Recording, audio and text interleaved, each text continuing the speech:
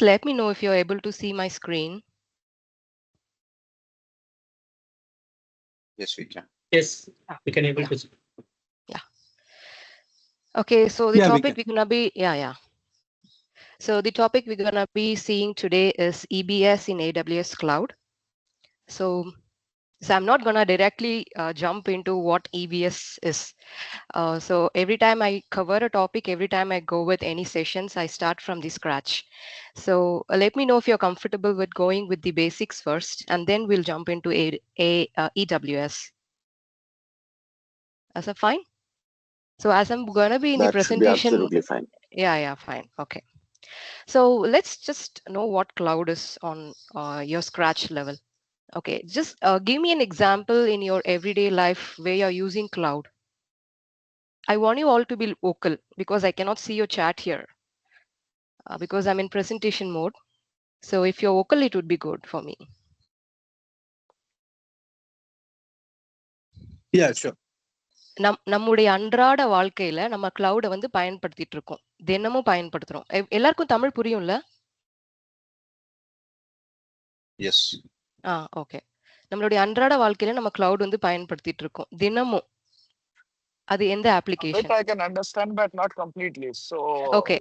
So in our day-to-day life, we are using cloud. Every day we are looking into it. We are using this specific application. Can you name that application? Google Drives, Google Google Drive, Photos, all those. Google Drive, Google Okay. Photos. Yes, good try. Okay, next clue. It's an American company. Gmail is itself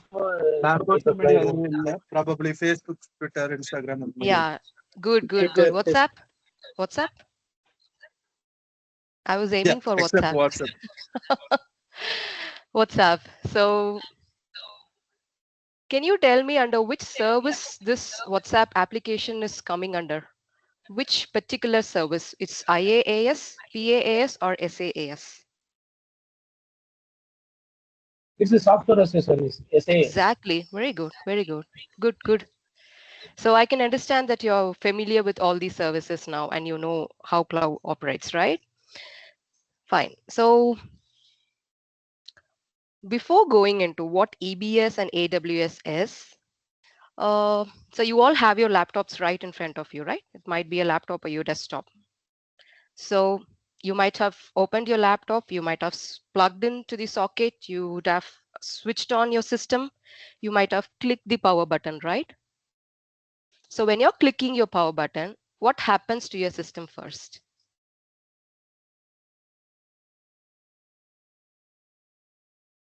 It boots the OS. Exactly. From where it boots the OS? From the hard drive that is available on the device. Nope. Yes, that's the answer. But before that, there is a special hardware which is gonna be handling the control from your motherboard. Exactly. What's BIOS? Basic input output. Yes, very good. It's good to go. So it's basically a firmware, okay? Every time you're switching on your system, there is a chip which is attached with your motherboard, which is gonna be having some set of code in it to handle the control from your motherboard to your hard disk drive. Why it has to send the control to your hard disk drive? Because your operating system is sitting in your hard disk drive, and your operating system is the only person or is the only software which can communicate with your hardware. So you cannot understand zeros and ones. Your computer is totally in bits and bytes. All you can know, all you can understand, and all you can code is your C, C++, Python, Java, JavaScript, or whatever. There are n number of languages which are available in the market with which you can develop your package and you can deliver it so that the users can talk with the hardware, right? We cannot talk with the hardware. So this is the first software in your BIOS that gets loaded when your device is switched on. There are various prime functionalities that gets associated, like booting the system, checking the hardware. So let's say an example, say if you are planning to cook something in your kitchen, right? What would you do? you would go for finding the required utensils, right? First, you should find if you're having the appropriate utensils and then the ingredients for cooking. Say you're about to make something biryani, which is my favorite. I don't know what's your favorite is gonna be. So you can think of any dish that you're gonna be cooking. So you have to prepare the basic requirements for cooking it, right? So the same thing happens with your BIOS. It checks the hardware, software test operations.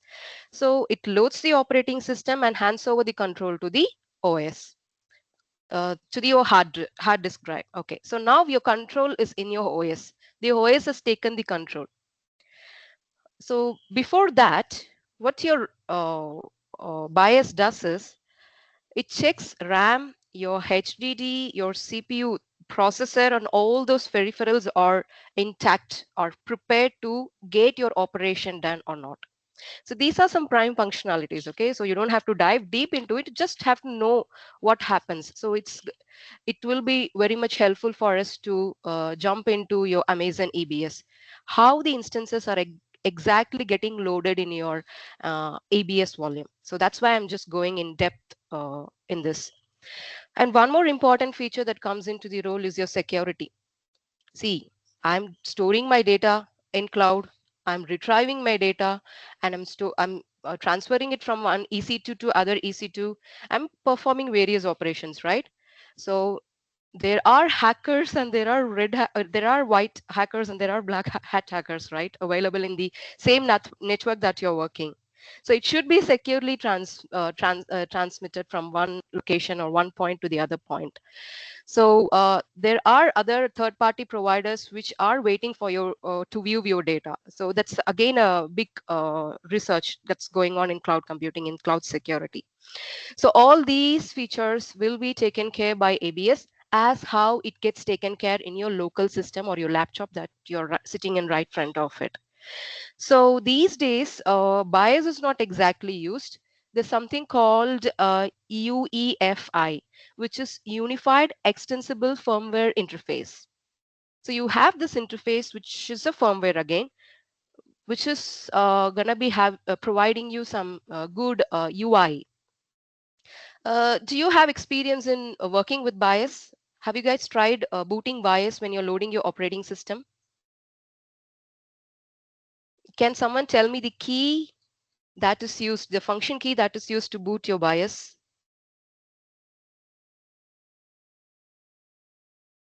Sometimes It's F10 or F11 or F12 Yeah, or F6 exactly. Yes, yes. It depends on your system. In my system. system, it's F2. Yeah. So every time you're switching on your system, so before the control goes from your BIOS to your operating system, in this gap, the medium, right? You have to click on the function key, either F2 or F11 or F9. So it depends on your keyboard, so your hardware manufacturer. So you have to click on the function button and then it will take you to your BIOS. So if you had seen the BIOS, if you have some experience in working with BIOS, you would know that it is a command line interface. What's a command line interface? You have to give commands, right? You have to type your commands. You don't have the mouse pointer to click on the options which is readily available.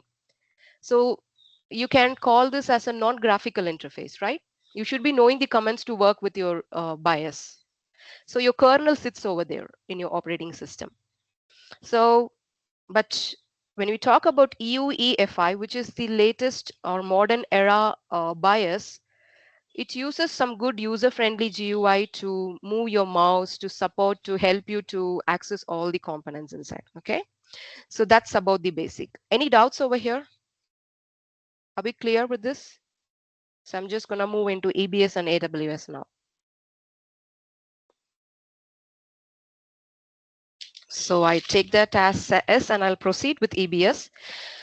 Okay, so there are some few terminologies we have to understand or we're gonna be seeing in our session, throughout a session, when it comes to your EBS and your instance store. So first is you have to know what a root EBS volume is, a non-root EBS volume, and we'll see what an Amazon EBS, how it works, And there's something called AWS Key Management Service, which is KMS. And there are some metrics. See, these metrics plays an important role in analyzing your AWS marketplace. So each cloud service provider has their own marketplace, right? Based on what's the criteria that is fixing their boom in the market. So the metrics. So it looks very simple, but there are various factors inside it. We're going to be seeing all those in detail. So the types of volume, the burst duration calculation, that's again an important factor, which comes under your GP2. So we'll see that. So what's Amazon EC2 R5B instance? Performance and cost efficiency analysis and advanced practices. So with this, your Amazon EBS will be covered. And under instance store, we're going to be seeing this another option to boot your EC2 instance. So we'll see all those in detail one by one. What's a root volume and how to create it? See, every time, so just map your previous example that we were discussing. So every time you boot your operating, every time you switch on your laptop, your operating system gets booted from your BIOS, right? So your root volume is your hard disk drive, which is going to be having your operating system. Similarly, your Amazon EBS is also going to be loading your OS, your operating system that you would want to choose as an instance in the root volume, which means the EBS is basically attached to your root volume. So it is mandatory for booting your EC2 instance. See, apart from this, you can create your own non-root volumes. Okay, so say I'm a user, I would want to log into my AWS console. I would want to boot an operating system, say Red Hat, Linux, or Windows, whatever the operating system it might be. So these are stored as Amazon machine image, right? Basically, this is basically starting from your root volume. Every time you're clicking an instance, your root volume gets booted. So this is created automatically when you're launching your EC2 instance. You don't have to do anything from your end. The Amazon AWS takes care of it. But you should be knowing where this is getting routed from, and usually it is attached to a device. So we'll see this practically when you're, so once the presentation is over, I'll show you where it is actually located in your, it comes under your storage basically. If you go to your storage, click on your EC2 instance, go to the storage tab, you would be able to see to which device your root volume is attached to. So my device is attached to DEV Some might be, depends on your operating system, it might be attached to those specific path. So how do you create a backup for your root volume? Your root volume doesn't have any backup by itself. Okay, just remember that. And there are a few things you have to keep in your mind. You have to be aware of, which is a disclaimer whenever you're storing your data in EC2, which is linked to your root volume. We'll see all those in detail. Okay. So to back up your data, you go for EBS snapshots. See, this is an important thing you'll have to remember. You are logging into your AWS console. You're clicking on the instances tab. This tab is taking you to launch the instance. And from launching the instance, you're going to your, you're giving your instance name, and from there you're selecting the operating system. So right below that, you have the settings, which is enabled in the volume as delete on termination. You have to click on the settings as either yes or no. So if you are going ahead with delete on termination as yes, you're allowing Amazon, you're giving the permission to Amazon EBS to delete the volume every time you're deleting your EC2 instances. Then your volume gets deleted. Flash, that's it. So you cannot retrieve it if you don't have your snapshot. So that's why we go for snapshot. You have your snapshot backed, so you don't have to worry even if your delete on termination is enabled. But remember, if you don't have your snapshots, and if your delete on termination is enabled, and you are deleting your EC2 instance, your data is not going to be there. Okay, so based on your requirement, you can either change your delete on termination setting to yes or no. If it is going to be no, then your data will be there in your Amazon EB2 instance, EBS instance. sorry, volume.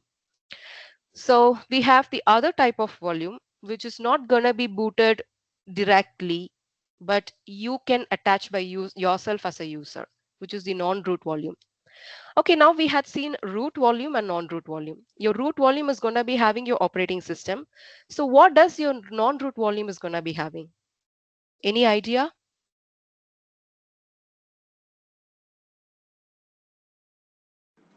So before we proceed with how we're gonna be creating, any idea what is gonna be stored in your non-root volume of your EBS? Probably the data from EC2 instances that you collect. So what data? Could be any data, like if you want to store access logs or something that or some Exactly, other. exactly. Good try. So the application, whatever the application that you're developing, right, or it's running in your operating system, it has two types of data, right? See, the direct code which is getting executed in your system or in your code is one.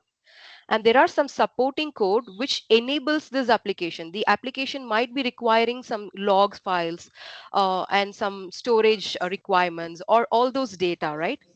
Something like your metadata. So all those information that you want to get loaded in your EC2 instance could be done with your non-root volume. So how do we create that?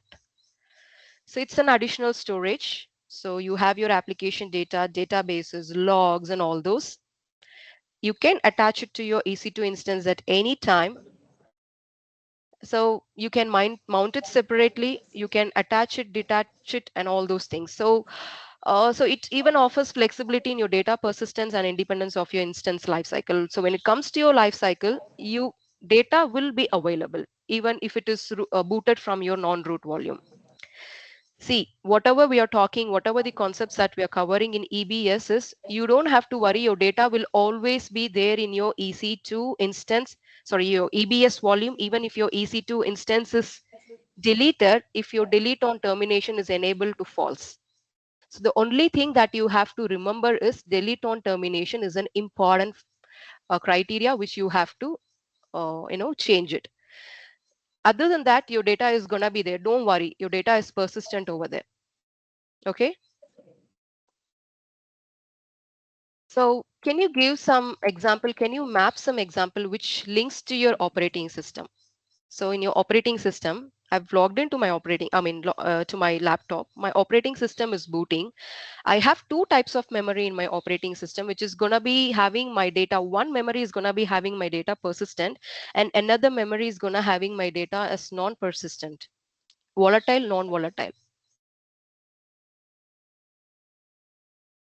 Can you talk about it? Can someone tell about it? What's a volatile memory and what's a non-volatile memory? Volatile memory is just the volume we are going to use, which can be altered and which can be detached and attached to another instance. Whereas non-volatile is the core instance, which has the core properties and OS and which cannot be changed or detached. Exactly. So same thing you have in your local machine, right? Your machine's hard disk drive. உங்களுடைய heart disk drive மஷின்குள்ள இருக்கு. இந்த மஷின்குள்ள இருக்க hard disk டிரைவ்ல இருக்க எல்லா டேட்டாவுமே persistent. நீங்க on பண்றீங்க, of பண்றீங்க system எப்பயுமே இருக்கும். ஆனா பிசிக்கல் மெமரின்னு ஒண்ணு உண்டு. அதாவது ரேம், ரேண்டம் ஆக்சஸ் மெமரி. இந்த ரேண்டம் ஆக்சஸ் மெமரி வந்து உங்களுக்கு ரொம்ப ஃபாஸ்டா இருக்கும். ஆனா உங்க ஹார்ட் டிஸ்க் டிரைவ் ஃபாஸ்டா இருக்காது. ஸோ உங்களுடைய அப்ளிகேஷன் ஹார்ட் டிஸ்க் டிரைவ்ல நீங்க எப்பனாலும் ஸ்டோர் பண்ணி வச்சுக்கிடலாம்.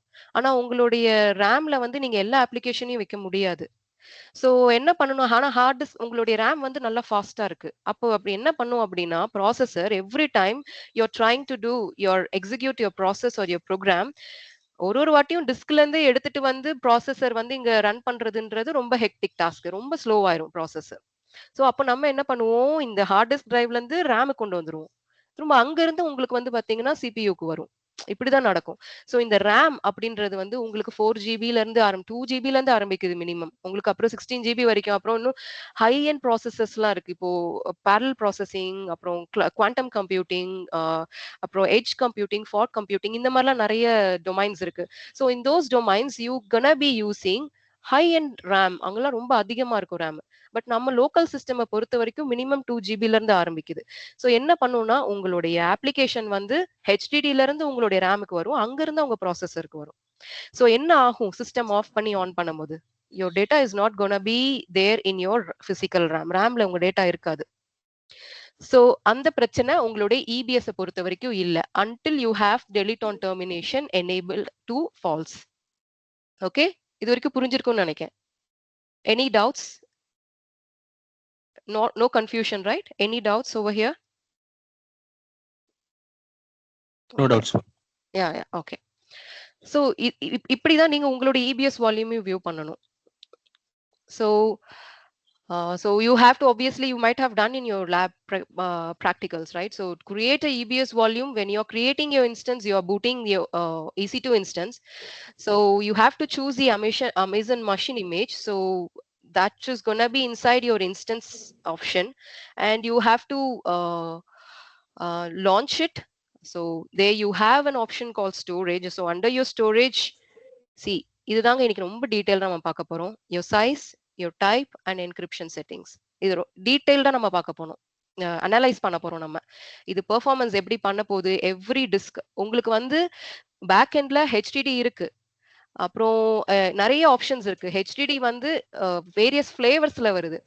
சே for example you going to ice cream parlour. So ice cream பார்லர்ல உங்களுக்கு நிறைய say I have a personal experience. எனக்கு வந்து இப்போ ரீசெண்டா நான் இங்க பெங்களூர்ல வந்து ஒரு பொன்ராம் அப்படின்னு ஒரு ரெஸ்டாரண்ட் இருக்கு, கேள்விப்பட்டிருக்கீங்களா? பொன்ராம் அப்படின்ற ஒரு ரெஸ்டாரண்ட் சென்னையிலயும் இருக்குன்னு நினைக்கிறேன். இந்த restaurant how you guys heard about it? பொன்ராம்னு ஒரு ரெஸ்டாரண்ட். Yeah, yes. ஆக்சுவலி நாங்க ஒரு 1 month பிஃபோர் நாங்க போனோம். ஐஸ்கிரீம்ஸ்ல இது வரைக்கும் இல்லாத ஃபிளேவர்ஸ் ஆக்சுவலா நாங்க அங்க பார்த்தோம். கார்லிக் ஐஸ்கிரீம், சில்லி ஐஸ்கிரீம், இதுலயே வந்து ஜாக் ஃப்ரூட் ஐஸ்கிரீம், அப்புறம் வந்து பாம் சுகர் ஐஸ்கிரீம், இந்த மாதிரி நான் சுகர் டைப் ஆஃப் ஐஸ்கிரீம் வந்து இந்த மாதிரி உங்களுக்கு வந்து அமேசான் வந்து உங்களுடைய ஹார்ட் டிஸ்க் வந்து ரொம்ப ஒப்சிலேட்டா இருந்தாலும் உங்களுடைய சிஸ்டம்ல, உங்களுடைய லோக்கல் சிஸ்டம்ல ஹார்ட் டிஸ்க் ஒப்சிலேட்டா இருந்தாலும் அமேசான் வந்து உங்களுக்கு அட்வான்ஸ்டா நிறைய ஹார்ட்வேர் ஆப்ஷன்ஸ், ஸ்டோரிங் ஆப்ஷன்ஸ் வந்து ப்ரொவைட் பண்ணுது. So those options are detailedly explained in your size, type of and types of your volume. அது நம்ம பார்க்க போறோம் இனிதான். So you go with the launch option and you click on launch option. By default, your AMI, your operating system gets loaded in your EC2 instance in root volume. So how do you create a non-root volume? Very simple. Go to your volume, just create your volume and choose which type of volume you want. எங்கேயுமே போக வேண்டாம், instances எங்கேயும் போக வேண்டாம். Volume போய் உங்களுடைய வால்யூமை create option இருக்கும் உங்களுடைய டாப் ரைட் கார்னர்ல. அப்புறம் டைப்பை நீங்க டிசைட் பண்ணலாம். எந்த டைப், என்ன மாதிரி டைப்ல என்னுடைய ஹார்ட் டிஸ்க் டிரைவ் இருக்கணும் அப்படின்னு. சைஸ், அவைலபிலிட்டி ஜோனை நீங்க சூஸ் பண்ணணும். கிளிக், அப்புறம் கிரியேட் பண்ணணும். அவ்வளவுதான். கிரியேட் பண்ணி முடிச்ச பிறகு நீங்க இதை வந்து உங்களுடைய எக்ஸிஸ்டிங் வால்யூமோட நீங்க டிவைஸோட நீங்க அட்டாச் பண்ணணும். For that you go for the procedures that I've given here. இது நம்ம ஆல்ரெடி லேப்ல பண்ணியிருக்கோம், நம்ம திரும்ப பார்க்க போறோம். ஸோ அது வந்து ஜஸ்ட் ஒரு 10 minutes ஆஃப் டைம் தான். ஸோ நீங்க வந்து இப்போ if you are going for லைனக்ஸ்ல நம்ம வந்து இந்த செட் ஆஃப் இதை வந்து நீங்க கமெண்ட்ஸை வந்து நீங்க கொடுக்கணும். Hyder you can do it in your user data, இல்லைன்னா நீங்க CLI லோட் பண்ணதுக்கு அப்புறம் நீங்க ஒரு கமெண்டா காப்பி பண்ணி நீங்க பேஸ்ட் பண்ணி எக்ஸிக்யூட் பண்ணலாம்.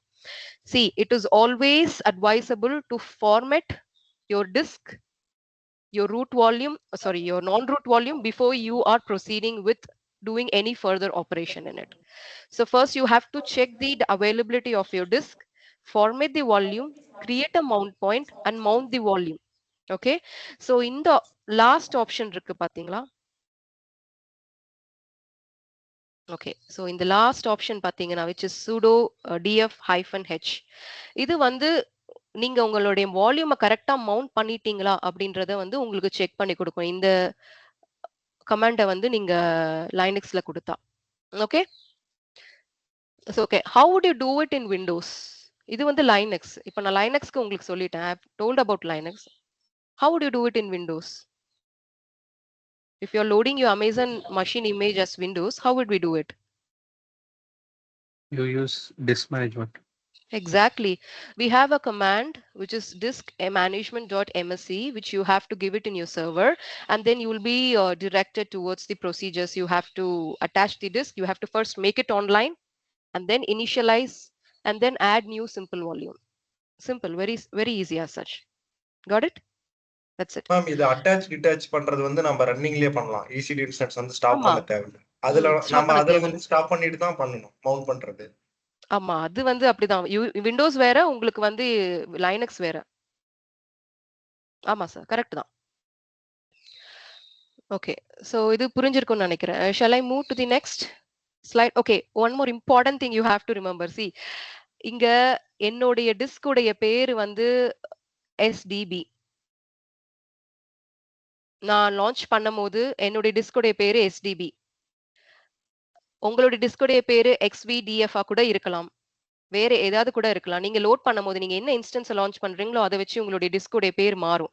ஸோ இதை வந்து நீங்க ஏதாவது டியூட்டோரியல்ஸ் ரெஃபர் பண்ணும்போது சரி, ஆன்லைன்ல நீங்க வந்து சஜஷன்ஸ் நீங்க எடுக்கும்போது சரி, ஜஸ்ட் ரிமெம்பர் இந்த இதை நீங்க மாத்திக்கிடணும். உங்களுடைய இதை வந்து உங்களுடைய ஸ்டோரேஜ்ல போய் எங்க உங்களுடைய டிஸ்க் அட்டாச் இருக்கோ அதை வச்சு நீங்க வந்து இதை வந்து சேஞ்ச் பண்ணிக்கணும்.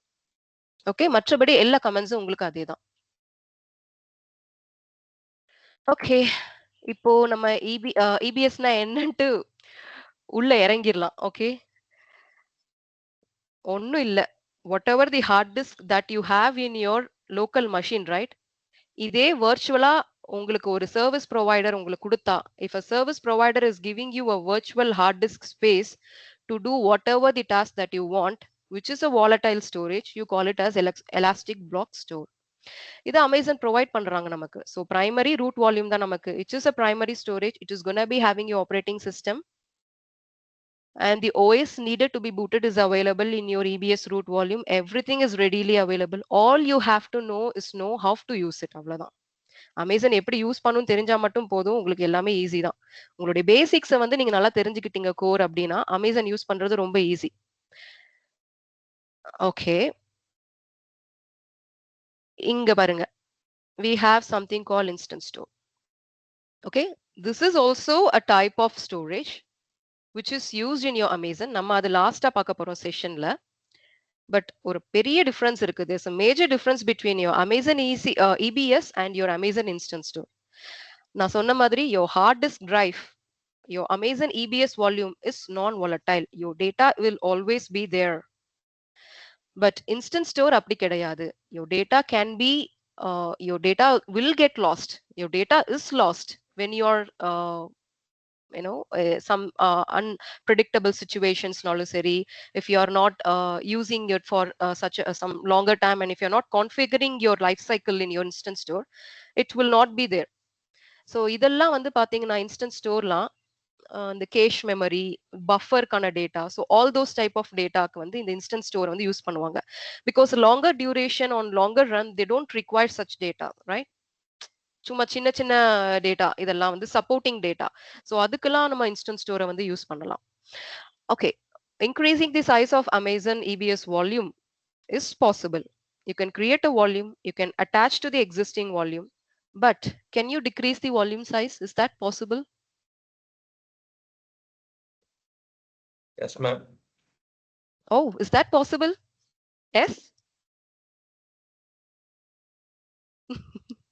Can you revise your answer again? Okay ma'am, I will I will think ma'am. Yeah. No. See, when you're booting your instance, you're choosing your storage settings, right? You're configuring your storage. So you're choosing how much you require to boot your root volume. Say I'm choosing 32 GB or 30 GB. I'm booting my EC2 instance. You might be thinking like, I want to scale down my volume. So in such situation, will you be able to scale it down to 25 or 24 GB? You shouldn't be able to. You cannot, not shouldn't be. You have to be sure about it. You will not be able to. Not shouldn't be. You will not be able to do it. So அந்த point நல்ல மைண்ட்ல வச்சுக்கோங்க. Once நீங்க scale up பண்ணிட்டீங்க அப்படின்னா scale down நீங்க வந்து பண்ண முடியாது. அப்படி உங்களுக்கு மாற்றம் இருக்கணும் அப்படின்னா what you have to do, when you are logging in, அப்பவே நீங்க உங்களுடைய டேட்டா, உங்களுடைய ஸ்டோரேஜ் கெப்பாசிட்டி எவ்வளவு வேணுமோ நீங்க முடிவு பண்ணிக்கோங்க. attach பண்ணிக்கலாம் volumes as much as you want. You can attach extra volume, non root volumes நீங்க ஆட் பண்ணிட்டே போலாம். பட் நீங்க வந்து அந்த நான் ரூட் வால்யூம்ஸ் நீங்க டிட்டாச் பண்ணலாம். பட் நீங்க பேசிக் ரூட் வால்யூம்ல நீங்க ஸ்கேல் டவுன் பண்ண முடியாது. Understood? Okay, so the key features which we had already discussed now. So, right, persistence. Your data will always be there. Even if you stop your instance, you restart your instance, unlike your EC2 instance store. See, instance store, நீங்க stop பண்றீங்க, restart பண்றீங்கன்னா உங்க டேட்டாக்கு வந்து உத்தரவாதம் கிடையாது. Your data will not be there. So, நான் இப்ப சொன்ன மாதிரி தான். Okay. So, delete on termination, which we just discussed. Please remember that you have to know these two options when you are launching your EC2 instance. So if you're enabling it, then your EC2 instance gets terminated from the root volume if you're terminating your instance. But if you are disabling it, your data is going to be still there until you are deciding to do anything with your data further. So if you're manually deciding to get it terminated from the EBS volume, it's all up to you. Okay. So till then your data is there, but remember you'll be charged for it. So on the terms and conditions எல்லாமே Amazon ரொம்ப clear-ஆ இருக்காங்க. So the policies எல்லாமே கரெக்டா வந்து தெரிஞ்சுக்கோங்க. So how to configure? Obviously, when you're launching your instance, you have to go to your configure storage. But when you go to your configure storage, you wouldn't be having this advanced option visible. Okay. You have to click on the drop down from there. It will take you to advanced option and it will show you the EBS volume. So you have two important options to be selected, which is your delete on termination and encrypted. So encryption again, ஒரு ரொம்ப இம்பார்ட்டன்டான ஒரு role play பண்ணும் பார்த்துக்கோங்க. ஏன் அப்படின்னா why? எல்லா டேட்டாவும் நீங்க ஸ்டோர் பண்றது என்கிரிப்ட் ஆகணும் கண்டிப்பா. என்கிரிப்ட் ஆகல அப்படின்னா அங்க செக்யூரிட்டி இல்ல. செக்யூரிட்டி இல்லன்னா அமேசானுக்கான சர்வீஸுக்கான பேசிக் கிரைட்டீரியாவே இல்ல. So encryption plays an important role in terms of security. That is one part. You have another part where your encryption decides the performance of your system even. So encryption தான் ரொம்ப ரொம்ப ரொம்ப ரொம்ப important. எந்த application நீங்க வந்து run பண்ணாலும், எந்த அப்ளிகேஷன் நீ டெவலப் பண்ணாலும், நான் ஒரு டெவலப்பர், எனக்கு ஒரு 10 வருஷம் எக்ஸ்பீரியன்ஸ், நான் டெவலப்பிங் எப்படி மாடியூல்ஸ்னாலும் டெவலப் பண்ணிடுவேன். ஏபிஐ கால்ஸ் எல்லாம் என்னால அசால்ட்டா ஹேண்டில் பண்ண முடியும். ஹைப்பர் கால்ஸ் எல்லாம் என்னால யூஸ் பண்ண முடியும். நான் விஎம் மெஷினை லான்ச் பண்ணிடுவேன். EC2 என்னால லான்ச் பண்ணிட முடியும். அதுக்குள்ள இவ்வளவு ஸ்டோரேஜ் என்னால புகுந்து விளையாட முடியும். என்னதான் நம்ம இருந்தாலும் அல்டிமேட்டா உங்களுடைய பெர்ஃபார்மன்ஸ், உங்களுடைய அப்ளிகேஷனுடைய பெர்ஃபார்மன்ஸை வச்சுதான் உங்களுடைய சிஸ்டமுடைய அனாலிசிஸே வந்து டிசைட் பண்ணும் மார்க்கெட் லெவல்ல. ஸோ அமேசான் ஏடபிள்யூஎஸ் உடைய அனாலிசிஸுமே நமக்கு it's based on one important factor which is encryption. So we gonna be seeing all those in detail. Okay. Okay, so while launching your instance, you can create your EBS root volume, and second is you can modify the existing volume, which you already know, right? Which we just discussed a few minutes before. You have to go to your EC2, and in volumes, you have to go to the option of modify volume, choose your size, volume type, your IOPS throughput, and all those criteria, and click. And you have to go to your disk management option in your Windows, right? So this we know. Okay. So when it comes to encryption, your data is protected in your root volume, which is at rest. Means நீங்க ஒரு data store பண்ணி வச்சிருக்கீங்க. You are not going to be moving it to any other zone or availability zone or any other location. Okay. The data is protected at your rest as well as your data in movement. Say you are making a snapshot, you're copying, you're creating a snapshot of your existing EC2 volume. You're moving it to another availability zone in your AWS, which is provided, right, by them. You have various availability zones, which is Virginia, India, and நிறைய availability zones இருக்கு. இந்த availability zoneக்கு நீங்க மாத்தும் போதுமே உங்களுடைய encryption policies are very tight. It's very properly maintained by AWS. How do they do it? Okay. See, let me just give you a real-time example, okay? Amazon.com-க்கு நீங்க வந்து online shopping பண்ண போறீங்க. It's an e-commerce website. You already know it. Say you're purchasing your shopping things and you're adding it to your cart, right? So once your shopping is all done, you're adding it to your cart, you're going to give your address, so to the specified address your products is gonna get delivered. இப்படிதான் நடக்கும். இதுக்கு முன்னாடி இன்னொரு இம்பார்ட்டன்டான ஒரு செயல் வந்து Amazon செய்யும். அது என்ன சொல்லுங்க? This is an important step that is done by Amazon. Payment. So payment இல்லாம ஒண்ணு நீங்க COD cash on delivery பண்ணலாம், இல்லனா ஆன்லைன் பேமெண்ட் பண்ணலாம். So when you go with online payment, you will be taken to a different gateway. Have you noted it? Amazon lende immediately you will be taken to a different page. Have you noticed it? Yes. Yeah. So அதுதான் main. என்ன அப்படின்னா இந்த மாதிரி data ஒரு இதுல இருந்து இன்னொரு இதுக்கு போகும்போது it should be again secured. அது வந்து உங்களுடைய அமேசான் சர்வீஸ்னு நீங்க சொல்ல முடியாது. அவங்க வந்து ஒரு தேர்ட் பார்ட்டி ப்ரொவைடர். ஸோ உங்க டேட்டா வந்து செக்யூர்டா வச்சுக்கிறதுக்கு they have a third party provider.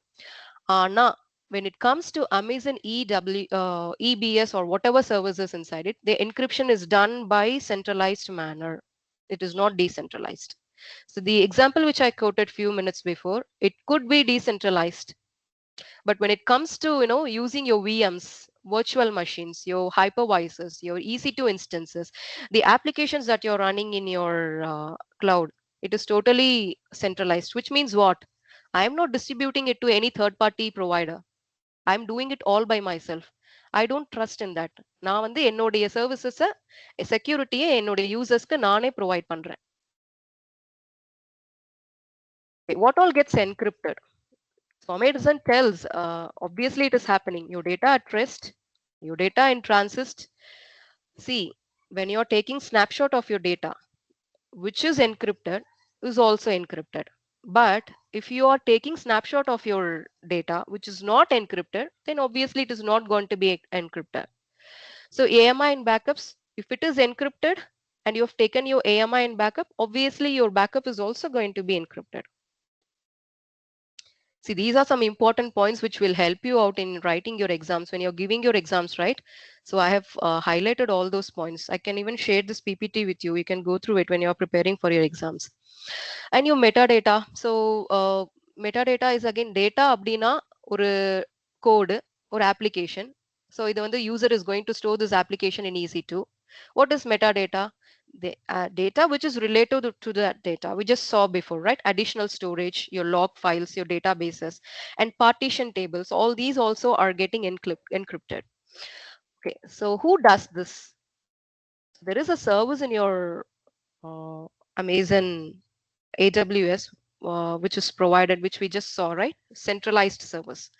அதுதான் வந்து your AWS key management service, KMS. They does this all by themselves. They are not distributing it to any third party. So you have something called KMS managed encryption service. So I told you, right? Your encryption plays an important role in your performance analysis, right? Any cloud service provider's performance analysis is done with the core level operation that gets executed. Encryption ku time நிறைய எடுக்கும் based on the algorithm that you're using. See, the algorithm that you're using for encryption should be highly efficient, highly secured, as well as highly efficient. So you have to balance it in both ways. So apart from that, so we're going to be seeing this in detail now. So what is performance analysis, the factors that falls under performance analysis.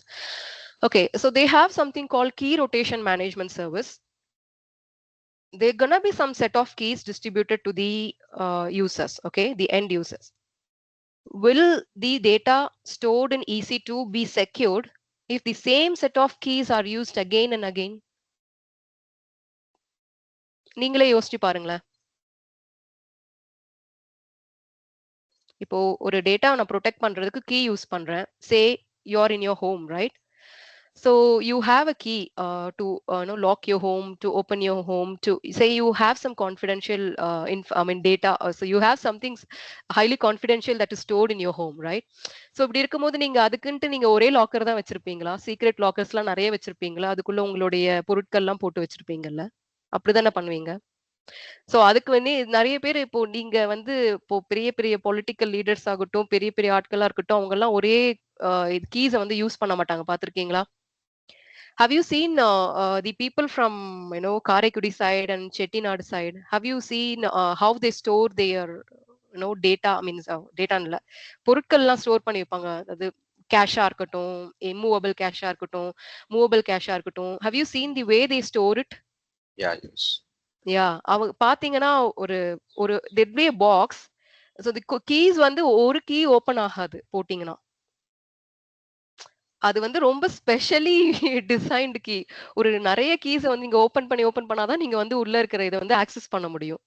அப்பன்னா என்ன அர்த்தம்? You are not giving same pattern to the end users to access your data.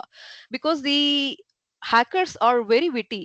They would know how to, access a cloud service provider, how to break it. They are very witty.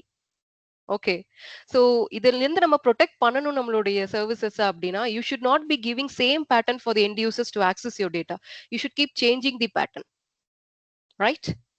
So அந்த changing the pattern whatever is done by Amazon is done with key rotation and management.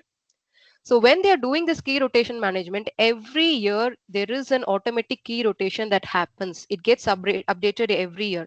இது எல்லாமே done by Amazon itself. நமக்கு நம்முடைய problem கிடையாது. This is not our problem. So when such things are happening, the user is still working on the backend. See, இது Amazon. So இங்க வந்து end users, நிறைய end users இருக்காங்க.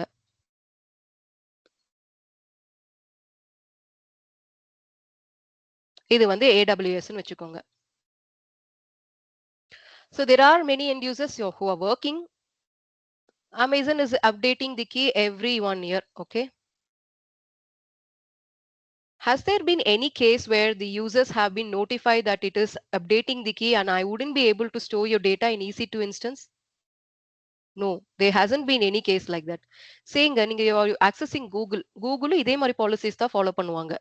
Data centerல whenever you're storing your data in Gmail, they also have the security policies to update their key. They have their own key management system, right? So every time you're sending and receiving emails through your Google, has there been any case, has there been any day where the Google has notified you that we are updating the keys in the backend, we are updating the servers, and we're gonna be stopping your service? No, right? It will not happen. So what do you call such type of ethics or such type of feature provided by your services is your seamless integration or your continuous integration. You call that continuous development, where performing any operation in your data center or in your service is not going to be affecting any of the workload that is going to be executed by the user. And they have their own access control and IAM policies to identify a user, authorize a user, and to authenticate a user. See, there's a difference between authorizing a user and authenticating a user. So you have to be clear about it. And I'm just giving it to you to search further. What is authorization and what is authentication? So there's a major difference between these two. So all those policies are used here in your Amazon Key Management Service. And you have a centralized key management system, as I told you just before. It's not decentralized. They're not going to be handling it to any third-party service. They do it all by themselves. And where do you find it? So we had worked in our laboratory, right? So 2 labs before in Amazon S3 bucket. Do you remember? We went to the ARN in JSON format. JSON code. Yeah. So it's a JSON code. JavaScript Encrypt code. decrypt பண்ணுவோம்ல. Encrypt decrypt பண்ணுவோம். இதே தான் Amazon use பண்ணுது for storing and exchanging only your structured data. So JSON format is only for structured data. Unstructured data, structured data ரெண்டு type உண்டு. அதனையும் நான் உங்ககிட்டயே சர்ச் பண்ண சொல்றேன். நீங்க அதை பத்தி என்னன்னு டீடைல்டா பாருங்க. ஸோ இந்த ஸ்ட்ரக்சர் டேட்டா உங்களுக்கு ஆப்ஜெக்ட் அண்ட் கீ மேனரா வந்து ஸ்டோர் ஆகும். இந்த JSON object and key. Okay, so இது வரைக்கும் தெரிஞ்சிட்டா போதும். Okay, metrics. So as I told you, it plays an important role in performance of your AWS. Okay, so இதை நம்ம கொஞ்சம் டீடைல்டா பார்க்க போறோம். So I'm just gonna take a break for 2 minutes. Are you fine with it? Sure. Yeah. So I'll just take a ma'am. break for 2 minutes and I'll be back. Yeah. Thank you.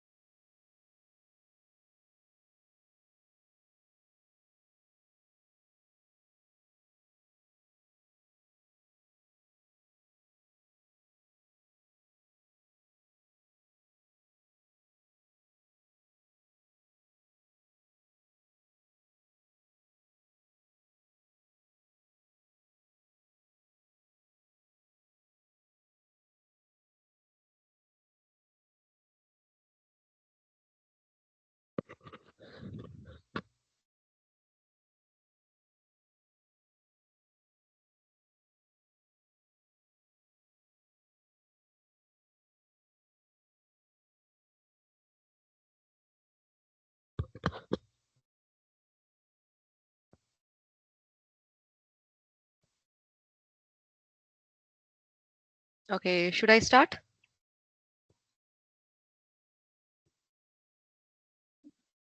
Yeah. Yeah. So everything is going good? Any doubts till now? Any questions to be answered till now? Anything to be discussed in particular? Shall I proceed? Yes, ma'am. Yeah, fine. Okay.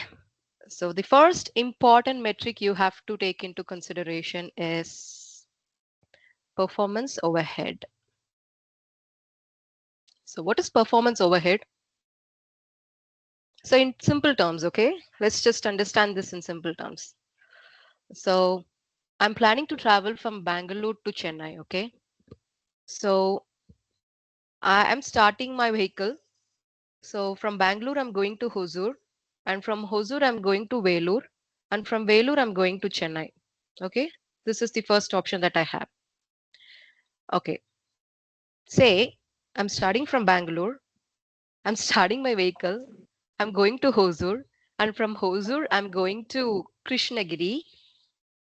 So obviously, I have to go to Krishnagiri when I have to go to Velur. So from Krishnagiri, I'm going to Tiruvannamalai, and from to Tiruvannamalai, I'm going to Chennai. Okay.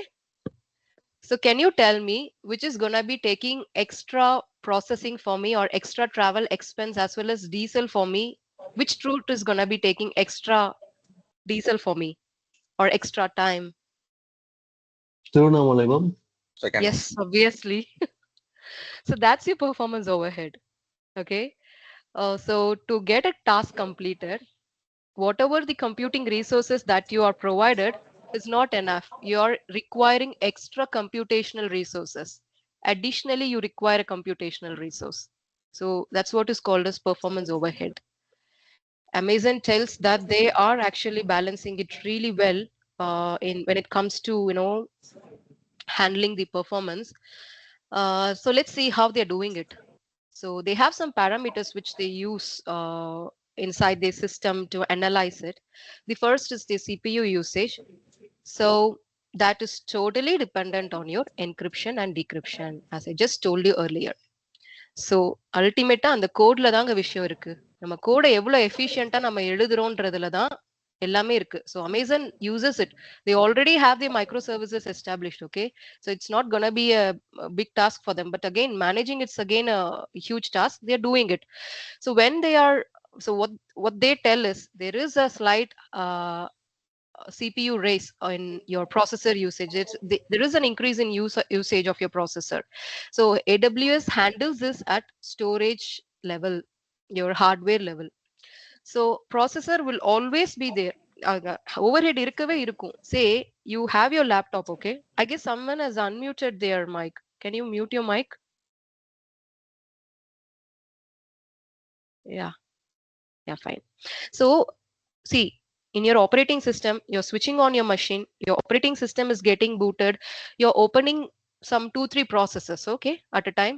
Say you're opening Microsoft Teams, the second software is your MS Word, the third one is your MS Paint, say the fourth one you're playing a song in the background, right? So your MP3 player is getting played. So you have 4 processes totally running in your system, right? P1, P2, P3. So similarly, you'd be having n number of processes running in your system, right? So when these processes are getting simultaneously executed, the computing resources are shared by them, obviously. So when one particular process is accessing the computing resource, no other process would be allowed to access that particular resource at a given point of time. But that's not the case in your Amazon. When it comes to your cloud, your resources are virtualized, where you have a hypervisor, which is your virtual machine monitor. All your hardware resources are virtualized and provided to the users as a package. So அது ஒரு container மாதிரி உங்களுக்கு கொடுத்துருவாங்க VM. So அதுவும் ஒரு process தான். So VM1, சே இங்க ஒரு VM1 இருக்கு, ஓகே? இது வந்து VM2, இது VM3. So இந்த VMsக்குள்ள you are going to be having n number of EC2 instances again running. So each EC2 instance is going to be having n number of processes running, right? So processes ன்னு பாத்தீங்கன்னா millions of processes at a time Amazonல உங்களுக்கு வந்து execute ஆயிட்டு இருக்கு. So obviously there's going to be a slight increase in CPU. When it comes particularly to encryption, Amazon அதை எப்படி handle பண்றாங்க அப்படின்னா, they are doing their encryption, they are implementing their encryption algorithm at their storage level. So storage level அப்படின்னா ஹார்ட்வேர்லயே அவங்க வந்து அதை பண்ணிடுறாங்க. So that there's not gonna be any issues in it. So செக்யூரிட்டின்றது ரொம்ப முக்கியம் இல்ல.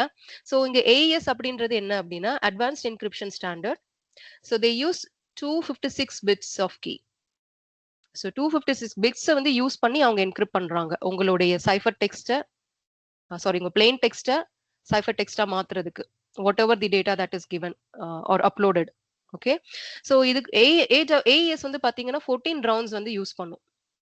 14 ரவுண்ட்ஸ் ஆஃப் பெர்மியூட்டேஷன், அப்புறம் இன்னும் நிறைய ஸ்டாண்டர்ட்ஸ் இருக்கு. அதுல ஒரு 4 ஸ்டாண்டர்ட்ஸ் இருக்கு. அந்த ஸ்டாண்டர்ட்ஸை 14 டைம்ஸ் வந்து எக்ஸிக்யூட் பண்ணிட்டே இருப்பாங்க. ஸோ இது வந்து ஹார்ட்வேர் லெவல்ல வந்து they are doing it. So latency, which is another important factor. லேட்டன்சினா சிம்பிள் டேர்ம்ஸ்ல delay. Okay, so let's just again take the same example. I'm traveling from Bangalore to Hosur and from there to Velur and there to Chennai. Again, I'm traveling through Krishnagiri to Tiruvannamalai and to Chennai. So அந்த இது வந்து late ஆகும். Tiruvannamalai root எடுத்தா கண்டிப்பா late ஆகும். அதுதான் வந்து latency.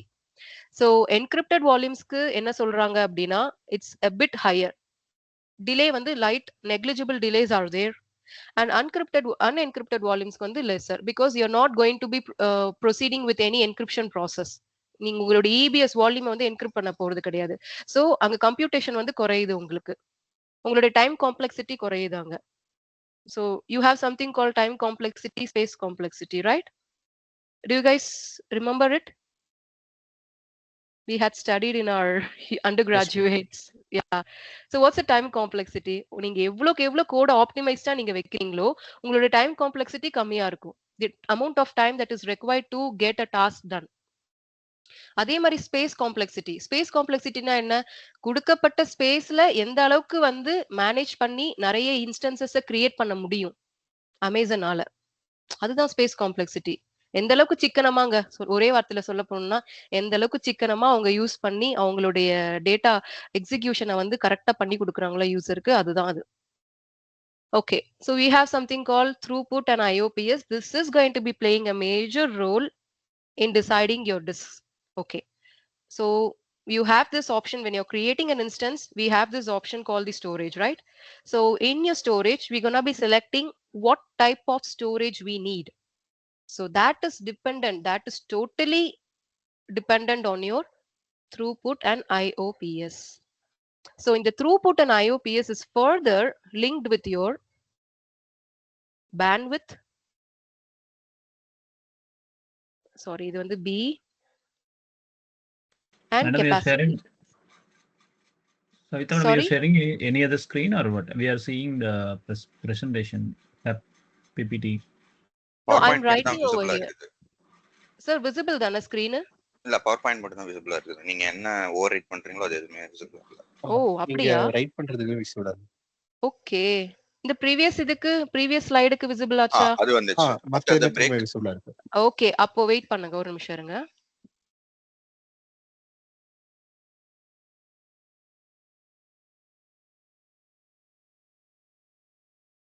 Okay, இது இப்போ தெரியுதா பாருங்க, ஒரு நிமிஷம்.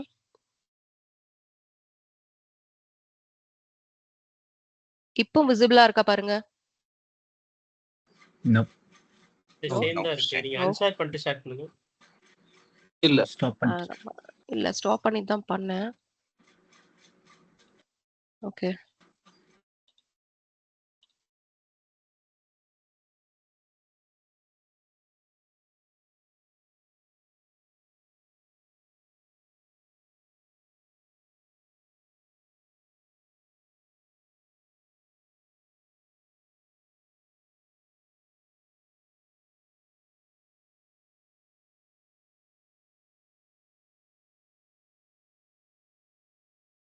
okay, please let me know if you are able to see it now.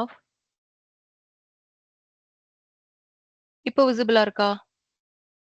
S. Yes, ma'am. Okay Yes, okay ma'am. Okay. நான் ஒரு இம்பார்ட்டன்ட் கான்செப்ட் சொல்லிட்டு இருந்தேன். அது விசிபிளாவே இல்லாம இருந்திருக்கு. புரிஞ்சுச்சா? ப்ராசஸ் 1, ப்ராசஸ் 2லாம் சொன்னது? ஓகே. இல்ல, புரியாம. புரிஞ்சுதுல? ஒரு OSக்குள்ள ப்ராசஸ் எப்படி ரன் ஆகும்? அதே மாரி கிளவுட்ல அது எப்படி ரன் ஆகும்னு சொன்னது? Okay. Fine. No issues. Okay. இந்த த்ரூபுட் அண்ட் IOPS அப்படின்றது வந்து பாத்தீங்கன்னா, ரொம்ப ரொம்ப important metric as far as any cloud service provider is concerned. So இங்க Amazon what they do is it is directly linked to their bandwidth and capacity. So அது எப்படின்றத நம்ம பார்ப்போம். So throughputனா என்ன? The amount of data that is transferred per second. ஒரு செகண்ட்ல how much amount of bits and bytes are getting transferred. So that's throughput. Very simple. IOPS operation is again the reads and writes AWS is able to handle. So AWSக்கு it's gonna be handling more number of reads and writes. அது நடந்துட்டே தான் இருக்கும். So example simple டேர்ம்ஸ்ல example அதை வந்து சொல்லணும் அப்படின்னா இப்போ உங்களுடைய ஹார்ட் டிஸ்க் டிரைவ் இருக்கு, உங்களுடைய ப்ராசஸர் இருக்கு, இங்க வந்து ரேம் இருக்கு. ஓகே, இது ரேம், இது ப்ராசஸர், இது வந்து ஹார்ட் டிஸ்க் டிரைவ். உங்க OS there are a number of processes running in your OS, right? P1, P2, P3 and to PN. இப்போ ஃபர்ஸ்ட் என்ன ஆகும் அப்படின்னா உங்க ப்ராசஸருக்கு போகும் உங்களுடைய ப்ராசஸ். உடனே ப்ராசஸர் வந்து எங்க இருந்து அந்த டேட்டாவை எடுக்கணும் அப்படின்னு சொல்லி சாரி உங்களுடைய இதுக்கு போகும் ஃபர்ஸ்ட் ஹார்ட் டிஸ்க் டிரைவ்க்கு. ஸோ அங்கிருந்து உங்களுடைய ரேமுக்கு வரும், அங்கிருந்து உங்களுடைய ப்ராசஸருக்கு வரும். ஸோ இங்க போகும்போது இதுக்குள்ள என்ன இருக்கும் அப்படின்னா உங்களுக்கு வந்து ஹார்ட் டிஸ்க்ஸ் இருக்கும். ஓகே, இது வந்து உங்களுடைய டிஸ்க்னு வச்சுக்கோங்க. இங்க வந்து பாத்தீங்கன்னா இப்ப நான் உங்களுக்கு வந்து பிக்டோரியல் இது ரெப்ரசன்டேஷன் உங்களுக்கு கொடுக்குறேன் எப்படி இருக்கும்னு ஒரு ஹார்ட் டிஸ்க் டிரைவ். இது மேல வந்து பாத்தீங்கன்னா உங்களுக்கு ஒரு ரீட் ரைட் ஹெட் இருக்கும். டிஸ்க் பாத்திருக்கீங்களா? Heart disk drive, have you seen hard disk drive how it is? So it will have a read write head on it. So every time there is a request to access a particular data, this read write head it keeps moving from in the circles வந்து move ஆயிட்டே இருக்கும். அது எந்த location ஒரு லொகேஷன்ல இருந்து இன்னொரு லொகேஷனுக்கு வந்து அது ஃபாஸ்டா மூவ் ஆகும். நீங்க சிஸ்டம் ஆன் பண்ணும்போது ஒரு உங்களுக்கு ஒரு இது சவுண்ட் கூட கேட்கும், அந்த ஃபேன் சவுண்ட். அப்புறம் இந்த டிஸ்க் சவுண்டே ரொம்ப பழைய டிஸ்கா இருந்துச்சு அப்படின்னா உங்களுக்கு அந்த சவுண்ட் கூட கேட்கும், அந்த டிஸ்க் லோட் ஆகுறது பாத்தீங்கன்னா. சோ அதுதான் வந்து பாத்தீங்கன்னா அந்த ரீட் ரைட், இந்த ரீட் ரைட் ஹெட்டை வச்சுதான் அந்த IO அப்படின்றது வந்து டிசைட் ஆகுது. Your IO is getting decided. So how much amount of read write operations your EBS is able to handle at a given point of time in second is called your IO operation. Okay, so the speed it should be really as much faster as possible, because ஒரு operating சிஸ்டம்ல நீங்க உங்களுடைய processor run பண்ணும் போதே n number of processes will be running in your operating system. இது உங்களுடைய local machine. உங்களுடைய VM, உங்களுடைய கிளவுட்ல எவ்வளோ users, there's gonna be millions of users, millions of processes. So the IOPS plays an important factor in deciding the performance of your AWS. Okay, we just talked earlier, right? Bandwidth, the rate at which your data is transferred. See, there's a difference between your throughput and bandwidth, but your bandwidth and throughput are directly interlinked. Bandwidth என்றது rate bit data transfer உடைய rate. ஆனா உங்க throughput வந்து amount of data, எவ்வளவு data வந்து என்னால hold பண்ண முடியும் அப்படின்றதான் வந்து உங்களது throughput. Capacity is again your storage, எவ்வளவு டிபிஸ் வரைக்கும் என்னால வந்து ஸ்கேல் அப் பண்ண முடியும் அப்படின்றது உங்களுடைய capacity. Okay,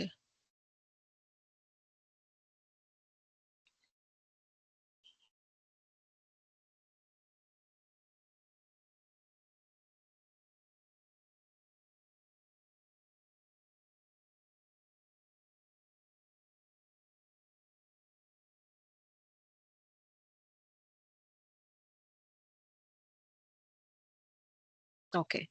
This designs and this completely decides the efficiency of your AWS EBS. Okay, the performance overhead வந்து important role. And the performance overhead and the extra computational task எல்லாம் எங்க நடக்கிறதுக்கு வாய்ப்பு இருக்கு? Where it is gonna happen is your CPU processor, your latency, throughput, IOPS, which is directly linked to your bandwidth and capacity. So this completely decides the efficiency of your AWS EBS. So how efficient a volume can read and write huge tons and tons of data. So maximizing the output by serving the users by minimizing as much computing wastage as possible. So அதுதான் efficiency அப்படின்னு சொல்லுவாங்க. ஒரு system எப்படி எஃபிஷியன்டா இருக்கு அப்படின்னு நம்ம நிர்ணயிக்கிறோம் அப்படின்னா, எந்த அளவுக்கு த்ரூபுட்டை நல்ல எந்த அளவுக்கு அவுட்புட் நல்லா வந்து சர்வ் பண்ணி கொடுக்குது எண்ட் யூசர்ஸ்க்கு, அதே சமயம் ஆஸ் மச் லெஸ் கம்ப்யூட்டிங் கெப்பாசிட்டியை வந்து யூஸ் பண்ணுது. அதை வச்சு தான் அது பண்றோம். So ABS provides high speed data transfer while reducing computing wastage. So okay, now let's jump into throughput and IOPS services in AWS.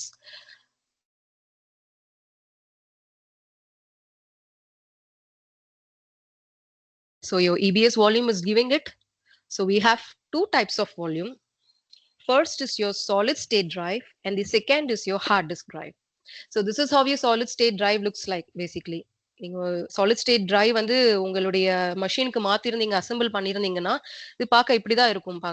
பின்னாடி வந்து உங்களுடைய இதனுடைய ஸ்பெசிஃபிகேஷன், இதனுடைய டைப், இதனுடைய டீடைல்ஸ் எல்லாமே சாலிட் ஸ்டேட் டிரைவ்ல இருக்கும். சாட்டா, அப்புறம் NVEM, அந்த மாதிரி நிறைய இருக்கு. சாலிட் ஸ்டேட் டிரைவ்ஸ்லயே நிறைய டைப்ஸ் இருக்கு. ஸோ இது வந்து faster compared to your hard disk drive. Your hard disk டிரைவ்ன்றது ட்ரெடிஷ்னல் டைப் ஆஃப் இது. இப்போ previously when I purchased my laptop, I have a Dell laptop with me. Initially இது வந்து ஒரு 8 years before purchase பண்ணும்போது heart disk drive தான் இருந்தது. But later I change it. நான் அந்த ஹார்ட் டிஸ்க் டிரைவை எடுத்துட்டு இப்போ நான் have a compact storage for it. நான் வந்து ஒரு பேக்ல போட்டு வச்சுட்டு இப்போ SSD வச்சிருக்கேன். நான் SSD வந்து ரொம்ப ஃபாஸ்டா இருக்கு. So your hard disk drive looks somewhat like this. I told you, right? This is your hard disk. So it's going to be having some set of disks. And this is your read write head. இப்படிதான் இருக்கும் உங்களுடைய read write head. ஆனா இங்க எல்லாமே chip உங்களுக்கு. So இது வந்து faster compared to your hard disk drive. So this is an obsolete legacy system and this is the advanced system you have. So why we have to know about your hard disk drive and your solid state drive? Because your Amazon is using SSD volumes for transactional workloads. What are transactional workloads? When I'm moving data from one EC2 instance to other EC2 instance, when I'm trying to access data from my EC2 instance from a given volume, when I'm working on an application, high-end application, which requires services from the EC2 24/7. என்னுடைய application run இருக்கு என்னுடைய என்டர்பிரைஸ்ல, என்னுடைய application வந்து இது run பண்ணணும். என்னுடைய manager சொல்லிட்டாங்க இது வந்து எல்லா நாளும் ரன் பண்ணிட்டே இருக்கணும். அந்த மாதிரி ரொம்ப ஒர்க் லோடு ஹெவியா இருக்கும் பாருங்க. டிரான்சாக்ஷனல், இங்க ஒரு இதுல இருந்து இன்னொரு இதுக்கு நீங்க டிரான்சாக்ட் பண்ணி டேட்டாவை சென்ட் பண்ணி ரிசீவ் பண்ணும்ல, அந்த மாதிரி இதுக்கு வந்து சாலிட் ஸ்டேட் டிரைவ்ஸ் வந்து யூஸ் பண்ணுது Amazon. So it's a high speed storage device and it is a நான் volatile storage. Your data will not get evaporated. Volatile na enna? Simple terms la evaporate ஆகுமா ஆகாதா? Your data will not get evaporated. But hard disk drive அதுவும் non volatile தான். But இது வந்து ஸ்டோரேஜுக்காக தான் மெயினா use பண்றாங்க. Because it can provide you are it can scale up as much capacity as possible when it comes to hard disk drive. But it will be slower because it doesn't have any chips associated with it. It's all mechanical. Okay, but still it's efficient in storing your data. எவ்வளோ ஜிபிக்குனாலும் நீங்க store பண்ணிக்கலாம். It's all provided by Amazon. So throughput intensive task when you have to have huge amount of data to be transferred, அப்போ அந்த மாதிரி டைம்ல வந்து archival data, so those type of இதுக்கு வந்து Amazon provides your hard disk drive storage. It's again a magnetic disk which keeps spinning. It's mechanical, slower and large capacity storage itself. So EBS volume types வந்து இதை பேசிக்கா வச்சு இப்போ நம்ம பார்த்த அந்த SSD அந்த HDD-யை வச்சுட்டு ஃபர்தரா it is getting divided into general purpose SSD, provisioned IOPS and throughput optimized HDD which is ST1 and cold HDD SC1. So we're gonna be seeing in detail about this. Okay, see if you want me to stop somewhere you can tell me. I can pause for some time and I can again restart. இது கொஞ்சம் டீடைல்டா பார்க்க போறோம். நம்ம நிறைய calculations பண்ண போறோம். இப்போ literally ஒரு நோட்டும் ஒரு பென்னும் வச்சுக்கோங்க. ஒரு சின்ன கால்குலேஷன் பண்ண போறோம் நம்ம இங்க. இந்த GP2ல வந்து ஒரு சின்ன கால்குலேஷன் நம்ம பண்ண போறோம். Are you guys okay with it? Yes, ma'am. Yeah, Yeah. yes, go ahead. So ஒரு நோட்டு ஒரு பென் வச்சுக்கோங்க. ரொம்ப சிம்பிள் தான். ரொம்ப மண்டையெல்லாம் உடைக்க தேவையில்லை. It's very simple. We'll proceed, okay?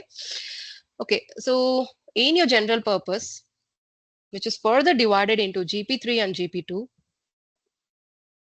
what is GP3? So this is the advanced version of your GP2. So your GP2 is obsolete, which is a legacy one. So the base, see, every time you're analyzing any system, so I told you, right, encryption plays an important role. So how is it affecting your performance overhead?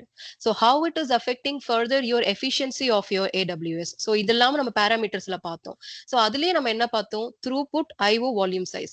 So your GPs are also again totally classified based on their throughput, which is denoted in your baseline performance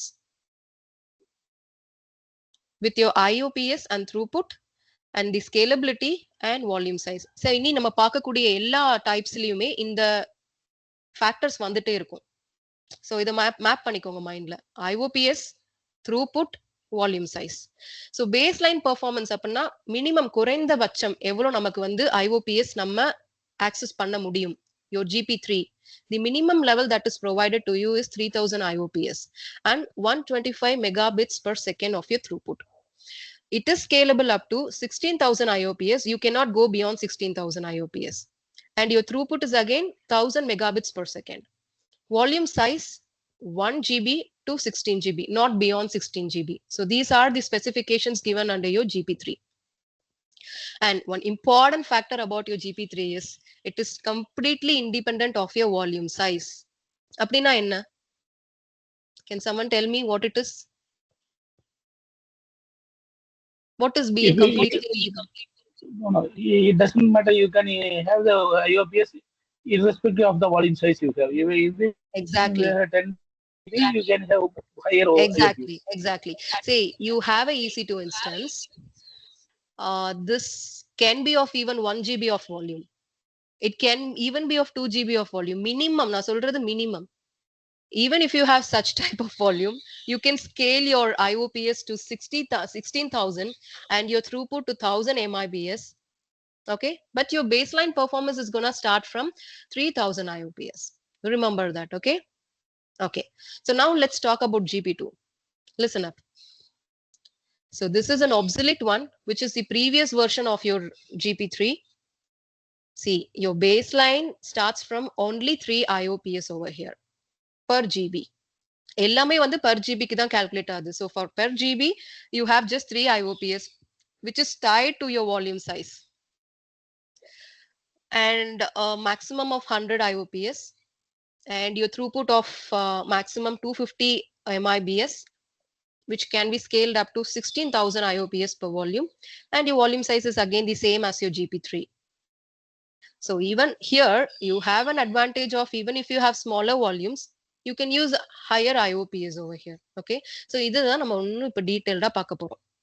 GP2. ஏன்னா இதுல வந்து ரொம்ப important factor ஒன்னு Amazon provide பண்றாங்க. Can someone tell about it? You might have attended the class, you might have taken your test, right? இந்த question sir கேட்டிருக்காரு, Jerish sir நமக்கு assessment பிளாட்ஃபார்ம்ல வந்து இந்த கொஸ்டின் வந்து இருக்கு. Can someone tell about that important thing? So Jerish sir actually class நடத்தும் போது it was my first class, I remember. ஒரு கிராஃப் வரைஞ்சி காமிச்சாரு, ஞாபகம் இருக்கா? இப்போ இங்க வந்து நமக்கு sorry yes exactly, very good, very good. So அத பத்தி தான் நம்ம பார்க்க போறோம். இந்த GP2ல வந்து you have something called IO credits. Please mute yourself, sir. So burst time in CPU scheduling. Burst time plays an important role in CPU. Say திரும்ப நம்மளுடைய லேப்டாப்க்கே வருவோம். You have your CPU, you have your RAM, and you have your hard disk drive. RAM, this is CPU. So CPU scheduling நடக்கும் தெரியுமா? CPU at a given point of time, only one process can get executed in your CPU. Any doubts in this? Any doubts? Any controversy in this? ஒரு at a given point of time ஒரு process மட்டும் தான் CPU execute பண்ண முடியும். Any doubts in this? Am I clear about it? No doubts, right? அப்போ எப்படி sequential execution, parallel execution எல்லாம் possible ஆகுது? மைக்ரோ சர்வீசஸ்லாம் சொல்றோம்ல, எப்படி அது பாசிபிள் ஆகுது? They just do it in maybe round robin method, like Exactly. they do a part of Exactly. Exactly. Very good. So you have something called CPU scheduling algorithms. There are various algorithms. First come, first serve, round robin, last come, first serve, preemptive scheduling, non-preemptive scheduling. இந்த மாதிரி algorithmsலாம் நிறைய இருக்கு. Which you have in your operating system. It is inbuilt in your operating system. Similarly, your AWS is also going to be having some set of algorithms which is inbuilt in their VMs, which will schedule the processes, various EC2 instances, n number of processes running in the EC2 instances. Everything will be scheduled. Okay, அவங்களுக்கு தனியான ரிசோர்சஸ கொடுத்து அதையும் schedule பண்ணுவாங்க. So அதுல தான் burst time plays an important role. What is burst time? It is a factor that decides the execution of CPU within a given time. ஒரு சின்ன குறிப்பிட்ட டைம்க்குள்ள அந்த ப்ராசஸை எவ்வளவு அழகா கச்சிதமா முடிக்குதோ அதுதான் வந்து burst time. சே நான் ஒரு சிம்பிள் எக்ஸாம்பிள் எடுத்துக்கலாம். ஒரு மைக்ரோசாஃப்ட் ஆஃபீஸ்ல நான் வேர்ட்ல வந்து நான் ஒர்க் பண்றேன். அதுல நான் டாக்குமெண்ட் என்னோட தீசிஸ் ஃபுல்லா டைப் பண்ணிட்டேன். என் தீசிஸ் டைப் பண்ணிட்டு அதை நான் சேவ் பண்றேன். அதை வந்து எனக்கு குயிக்கா முடிச்சு கொடுக்கணும். ஆனா பேக்ரவுண்ட்ல I might be running YouTube tutorials, I might be running MP3 audio, I might be running say paint, I might be running Photoshop. இதெல்லாம் நடந்துட்டு இருக்கும் அட் அ டைம் என்னுடைய லேப்டாப்ல. But at a given point of time எனக்கு first time வந்து ரொம்ப குயிக்கா முடிச்சு எனக்கு அந்த ப்ராசஸ் என்னைக்காவது லேக் இருந்திருக்கா? Operating system it's doing it's perfectly right. So it's decided based on something call first time.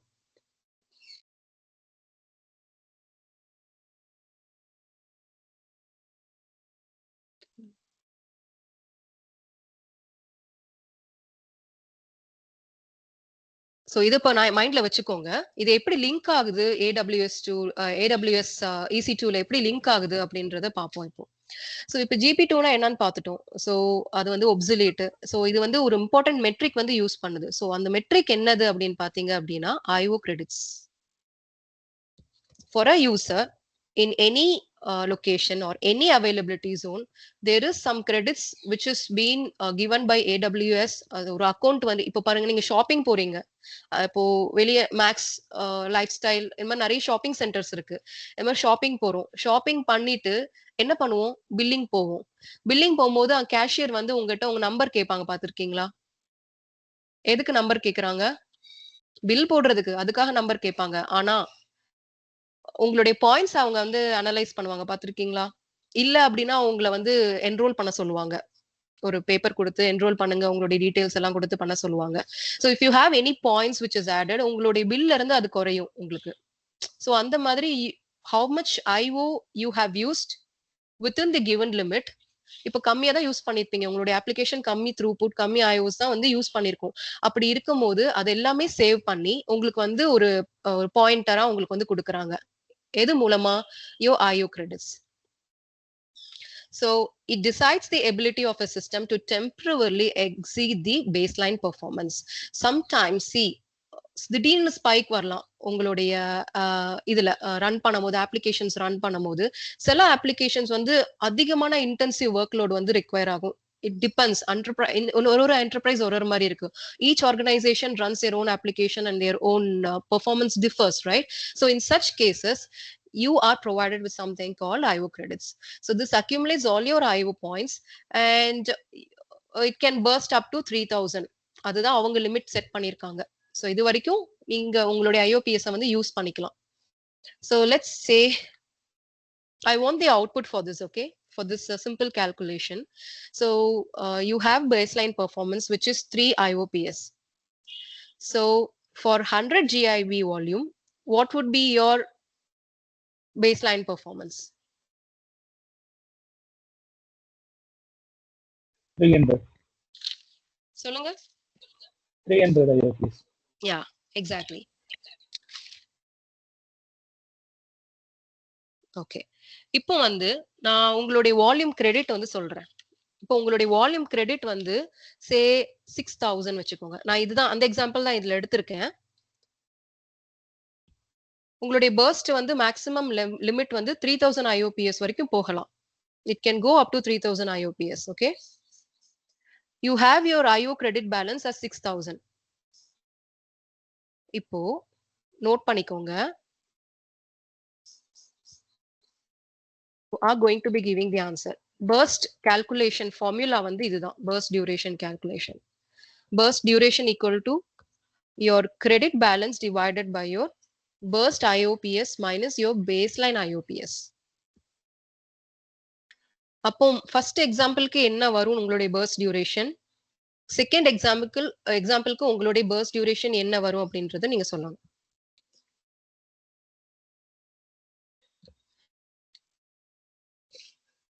C இங்க கிரெடிட் பேலன்ஸ் வந்து நீங்க என்ன போடணும் 6000 போடணும். Okay. So what is your burst IOPS?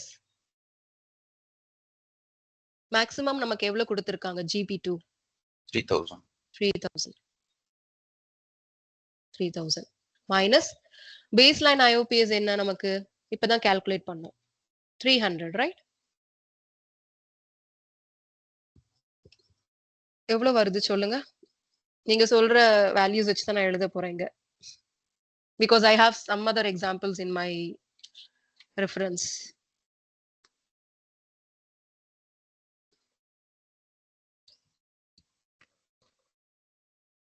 கரெக்டான வேல்யூஸ் சொல்லுங்க.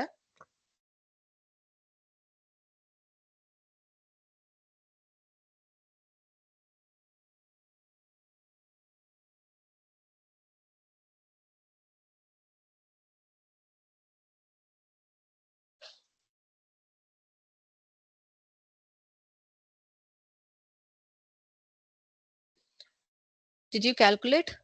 Can someone tell the சொல்லுங்க. 3300. இல்ல தப்பா கால்குலேட் பண்றீங்கன்னு நினைக்கிறேன். It should be around Credit- 2.2. Exactly 2.2.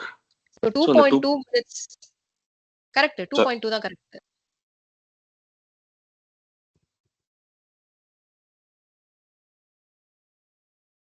Correct. Go ahead.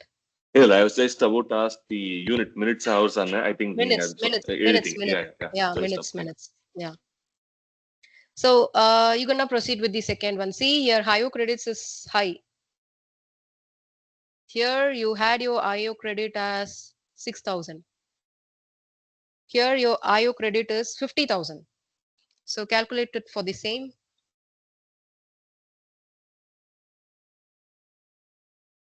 So this is gonna be standard, okay? Your burst IOPS is always gonna be standard because the maximum limit that they provide to us is 3000 IOPS under your GP2, okay? And this is gonna get varied. This will be dynamic. This is static. This is dynamic. How it is dynamic? Based on your volume size. So volume size plays an important role here. So you have 250 GB of volume. So I had already calculated it. See, 250 into your minimum baseline is given as 3 IOPS. 22 minutes. Sorry. Here I have made a mistake, right? Yeah, that should be 750. Yeah, that should be 750. IOPS. Yeah. Thank you. 22 minutes of burst. Okay. 22.2. 22 minutes. So everybody has done it. Everybody is getting 22 minutes.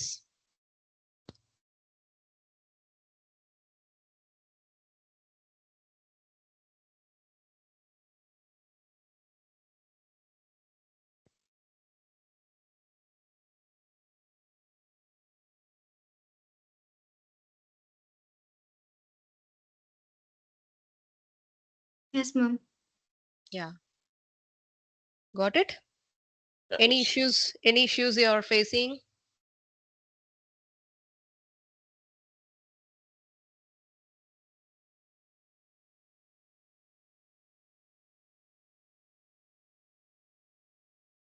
I hope everybody has executed this simple calculation. Nobody is lagging. Everybody understood it? Okay. What can you infer from this? Can you infer from something from this? The special characteristics of your GB2. See, the higher your credit is, the higher you'll be provided with the time, right? To work on your data. That's it. It's very simple. Should I proceed or should I wait? I hope everybody else has got it, right? How to calculate your burst duration. Okay. There are some real-time use cases which you have to understand when it comes to using your GP3 and GP2. In which cases I have to go for GP3? In which scenario I have to go for GP2? The first, so almost your GP3 and GP2 goes with almost one and the same type of applications because the performance is not much of any difference. Okay, so in case if you would like to host a web server application like your CRM, CMS, and microservices, dynamic web contents, and real-time data, user data. See, real-time user data is where your data gets upgraded or updated every second. Some examples of real-time user is your weather forecast and your Sensex stock. So all these gets updated every second, right? In such situations, you can go for these type of, you can choose these type of volumes provided by EBS. And databases which are tied up to small to medium type, like your MySQL, NoSQL, MongoDB, which has some low latency for, which requires some low latency for your read write operation. See, I'm just giving you example, which is WhatsApp. So WhatsApp, can someone tell me which DB is WhatsApp using for storing your data? I guess SQL?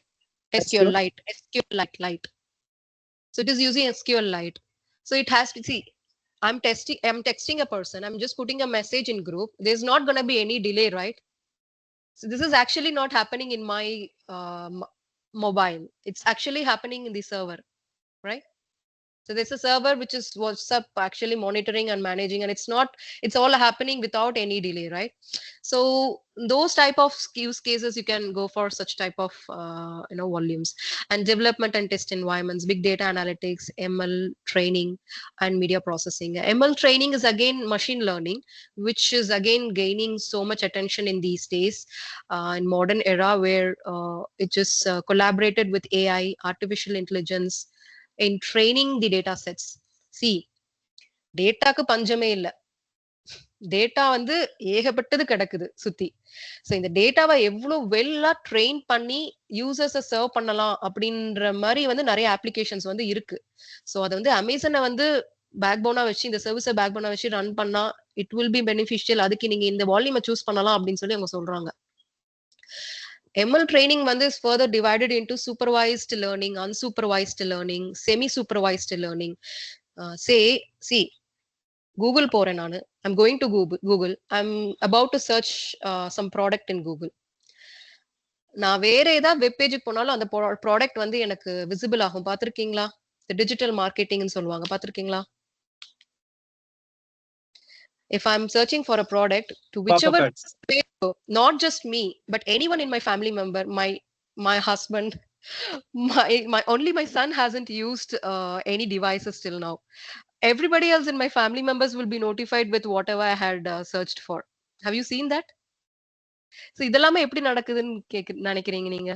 ML training எல்லாம் train பண்றாங்க. Data வந்து semantic web வச்சு sentimental analysis இதெல்லாம் பண்றாங்க. So those type of data எல்லாம் process பண்ணணும் அப்படின்னா you can go for choosing such type of EBS volume.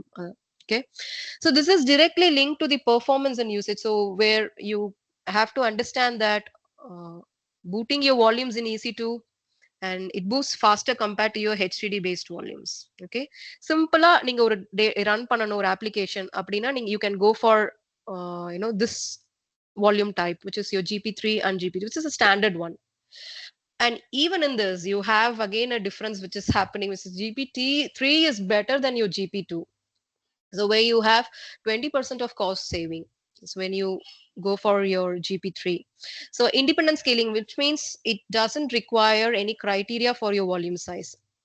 It could be anything, right from 1 GB to any minimal value. You can get your throughput, IOPS, and all other operations get done. So we can go ahead with stable workloads, and the cost is also optimized. See, this will help you out when you're giving your test, okay? So the reason to go in depth of all these concepts is you would be given some real-time scenarios. Questions will be like on real-time scenarios. So you have to map yourself and you have to decide based on that. So again, in your SSD, we have further 3 classifications of your IO, which is your IO block express, IO2, and IO1. See, your IO block express is not given in your normal instances. When you go to launch instance and when you're choosing your AMI and when you're going to your EBS volume, you would be having 4 options under it, right? Your GP3, next you have your GP2, and you have IO1 and IO2. But for normal instances, your IO2 block express is not available. This is reserved to some specific instances. So we'll talk about it now. Let's talk about the performances. See, again, I told you, just remember these 3 things, which is your throughput, volume size, and IOPS. You can see the durability and the latency of all those, which has been differentiated here. And your IO2 provides so and so, and your IO1 provides so and so. See, and you have something called IOPS to volume ratio. So for 1 GB of volume size, I can scale up to 500 IOPS in my IO2 disk service. So for 1 GB of volume size, I can scale up my IOPS to 50 in my IO1 volume service. So other than that, you have your volume size, which is 4 GB to 64 TIB, which is TB in your block express. And in your IO2, you have your 4 GB to 16 TB, and IO1, again, it's 4 GB to 16 TB. See, can you find some difference over here? Can you tell which is the faster, which is going to be giving you high performance, IO2 block express or IO2 or IO1? Block express. Exactly. So the performance characteristics, so it's gonna be providing you a storage in terms of, you know, SAN level performance. So what is SAN? You call this as storage area network, which is highest form of performance provided for performing high-end tasks. So some real-time data, analyzing some task which requires some parallel processing to happen.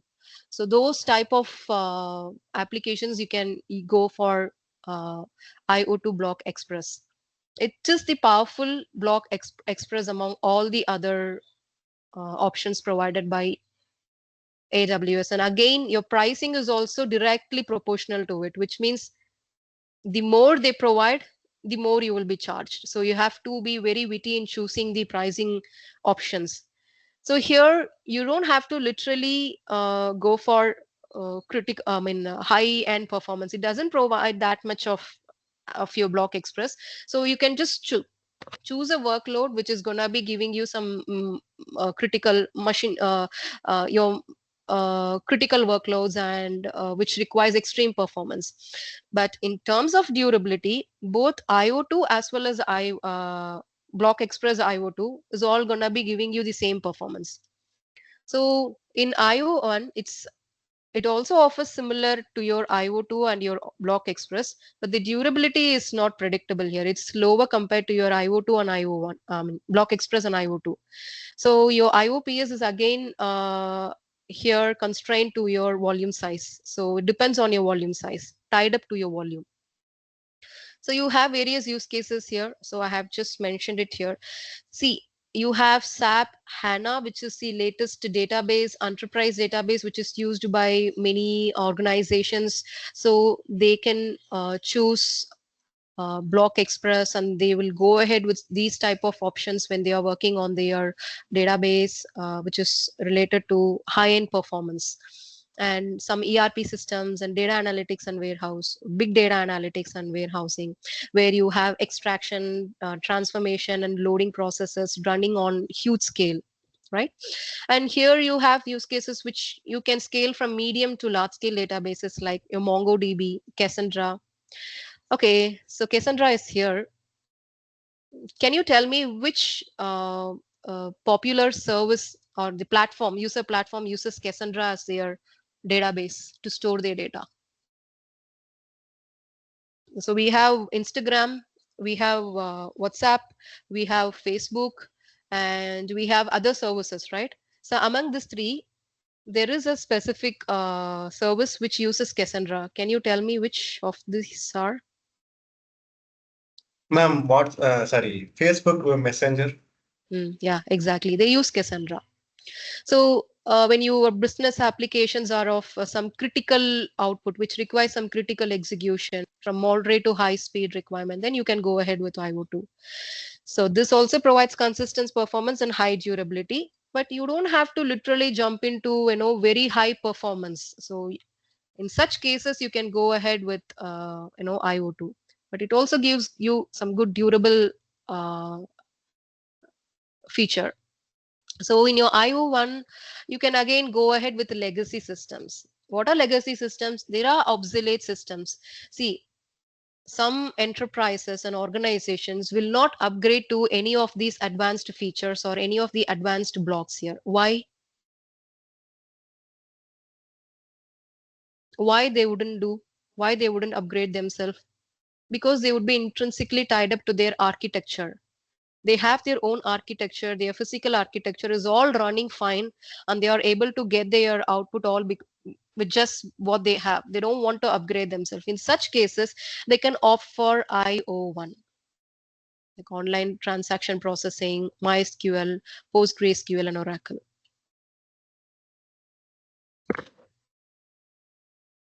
So this is what I told you about initially in the terminology section.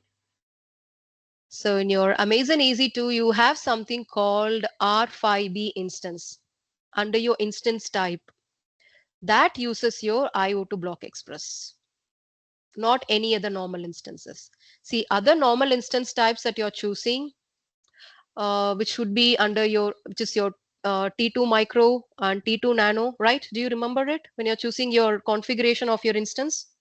T2 micro, T2 nano. So if you click on the drop down, you would be able to find these instances and so on, not limited to. So only those instances gives you IO2. So we'll see that. Okay, see, so these are again how it works, okay? So we'll just directly jump into the HTTP back volumes. So you have your ST1 and cold HTTP. This is the difference between your HDD and cold HDD. So mainly we go for these type of options when you're handling archive data and infrequently accessed data. And your HDD is again your capacity, so you can store as much data as possible, but don't expect IOPS to be intensive when you're choosing this. So if you're running application which is IO intensive, then you have to go for provisioned IO1, provisioned IO2, and provisioned IO block express. And previous to that, you can even go for GP3 and GP2, which is going to be a balance between your throughput and your IO. But here, when it comes to your HDD back volumes, forget about your IO.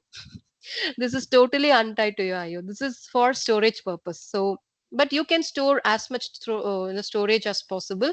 So it gives a minimal IO, which is 500 IOPS in HDD and 250 IOPS. See, these data are history, right? Whatever the history that you have about your data is gonna get stored here. They don't require IO intensive operations to get executed. So in such situations, you can go for HDD and HDD ST1 and cold HDD SC1. You can see the differentiations which I've given under your key specifications and the use cases over here. Okay, and in terms of pricing, Your cold HDD is the lowest of all, and your ST1 is again the lowest, and the highest of all is your IO2 block express, because it is gonna be providing you a dedicated thing, which is your SSD, right? Your SSD. So obviously the cost also would be higher. So this is the performance and cost effective analysis, which you can go through later and understand the pricing also accordingly. So there are some advanced practices which are not limited to your just provisioned SSD and your throughput HDD. You have RAID 0, which is stripping, and RAID 1, and which is mirroring. These are redundant array of independent disks which are used for specific tasks, which are like high performance tasks, which would be used by some governance and some highly secure data, which are not used, on common practices, because your existing disks already provides the redundancy. You don't have to literally jump into RAID, but still for high performance parallel tasks, they suggest RAID, which is again provided in your EBS. So idle volume is again an issue. I want you to go through it. So I'm just giving it to yourself, which are underutilized and unused EBS volumes. So that's again a huge issue faced by Amazon. So they are trying to balance it out, and there are some research going on here to give an effective option for it. So I want you to further research on this topic. So some snack for your brain. So I'm just about to ask you a few questions here. How long does data in EBS volume last after delete on termination is enabled?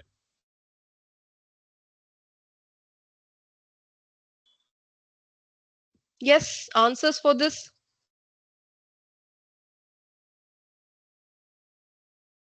Delete on termination is disabled and you are deleting your EC2 instance. How long does your data stays in your EBS volume? Any idea? See, even if you go wrong, no issues, but I want you to give a try. It lasts as long as you don't delete the EBS volume. Very good. Awesome. That's the answer.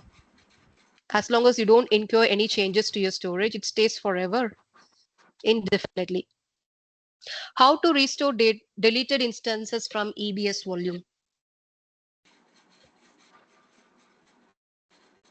Ma'am, if we take snapshot before. Very good. Awesome. And AMI backups. That's it. So instant store, I don't think I have time, but I'm just gonna be quickly telling you what an instant store is. I'm just gonna sharing this PPT with you to look into it further. See, I told you earlier, right? These are instant store or not uh, forever volume, persistent volume. It's a non-persistent volume provided to the user.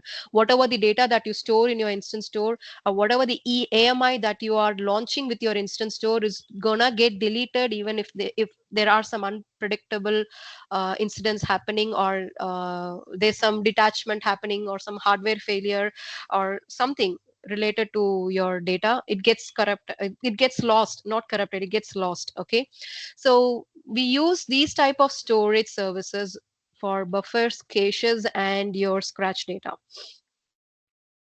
So these again have these specific volumes. So the data is lost, so when the instance is stopped or terminated, but the speed of these instance volume is higher. Okay, so I would like to give you a quick example of how this works. Okay, see, you're going to your Google, right? You're searching for something in Google, say um, locations to tourism in Tamil Nadu. Okay, you're giving search for this. Okay, you're searching all the locations that's available, and you're gonna plan for your trip or something, and you're planning for a tourism in Tamil Nadu, and all things are getting listed for you. So after 10 days of time, you are trying to access the same search option. You're trying to give the same search option, which is your Tamil Nadu tourism. Okay, will will it be appearing in your Google search, or it won't be appearing? You don't have any settings done, okay, for your history. Your history you haven't altered. But if in such cases your preferences would be given, right, what all you had searched for. So what do you call that type of Default memory search as? it we can also have, right? Yeah, we can alter it. But if you haven't done any changes in your setting, if you are searching something, it shows you the history of what all you have searched, right? Where do you think all these data is getting stored? Do you think the server is going to be storing all your data? I mean, the data center is No, going to be it's storing all probably your data. It is in your cache memory. no. It is in your cache memory. Yeah, exactly. True. It is in your cache memory, which is available in your nearest zone. It is not, the Google is not going to take your request all the way from there to USA or whatever it is, wherever it is hosting its virtual machine from, whichever data center it is hosting from, right? So it will be available in your nearest. So it's again related to content delivery network, software defined networks. All these comes into the role when it comes to buffers and cache. So your instant store is one among that. It's somewhat like that. So your system is also going to be having cache memory. So your local machine that you're working on, right? It is also going to be having cache memory, which is a memory that will be staying for only some specified amount of time, only for some given amount of time, not more than that. But your hard disk drive, what happens in your hard disk drive? Your data is always stored, right? This is similar to that. And you have to remember that every time you're creating an instance in through your instance store, it is physically attached to the host computer in the data center. Okay, the physical machines are running it literally, but that's not the case with your EBS volume.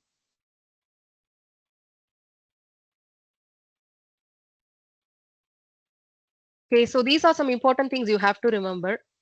So your instance store's data lifetime is dependent on the life cycle of the instance, and the data on instance store persists when the instance is rebooted. Only when your instance is rebooted, your data will be persistent. But other than that, if you're deleting your EC2 instance, and if there's some failure in your disk drive, you're hibernating your EC2 instances, and if you're stopping your EC2 instances, it's just gonna get deleted, right? Please remember this. Data will persist only if you reboot. So that's again an eligibility which is provided for us. So let me just see, I'm just giving you all these information. It's all in depth. So you can just go to these references, which talks about instant store in EC2. It's again a solid state drive, which is attached to the physical machine. So I'm just gonna jump directly into the architecture. So you have something called ephemeral disk, means ephemeral storage. Ephemeral is something which is gonna be staying for some short period of time, not beyond that. Okay. So every time you create an instance, there is an ephemeral store, ephemeral 1, ephemeral 0, ephemeral 1, ephemeral 2. So for instance A, you're going to be having ephemeral store 0. It starts from 0 and it goes up to 23. And if you have an instance B or creating an instance B, and there's going to be a dedicated ephemeral store 1 given to that. You have instance C, again a dedicated ephemeral store 2 is given. So till that, so this is how it gets scaled up. So the number of available instance store volume, it depends on the instance type. So it's totally tied to your instance. So you might be thinking about the pricing. How are they, billing us for the instance store? It is totally tied up to your instance. How much ever configuration your instance is providing, whichever the instance you're choosing, based on that you would be priced. So that's what I have explained here. So this is again a block level storage, which is similar to your EBS, but the data is lost when the instance is stopped or terminated. Okay, so the same thing which I just told is given here. So it is totally packed with your instance, the cost.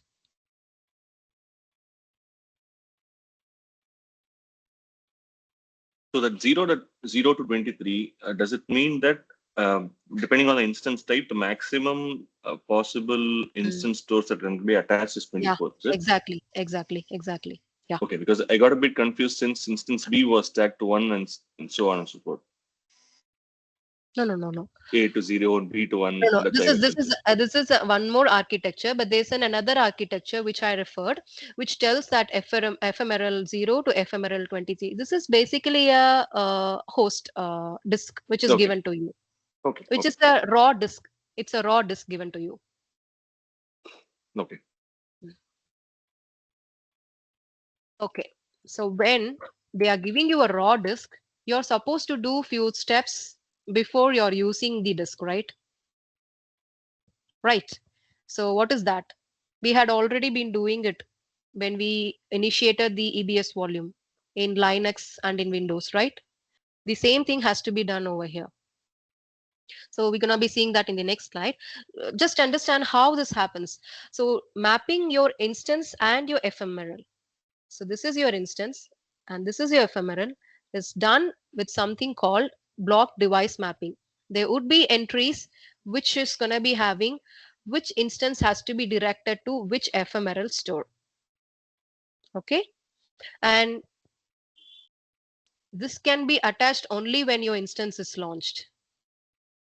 That's it. It's one time and your data is also going to be there. And if you're terminating it, your data is lost. That's it. So they have some technique used for optimizing the writes because what happens is your data gets distributed across various ephemeral hard disk, right? You have to choose it and your EC2 instance gets distributed across. So what happens, your writes is gonna be slower.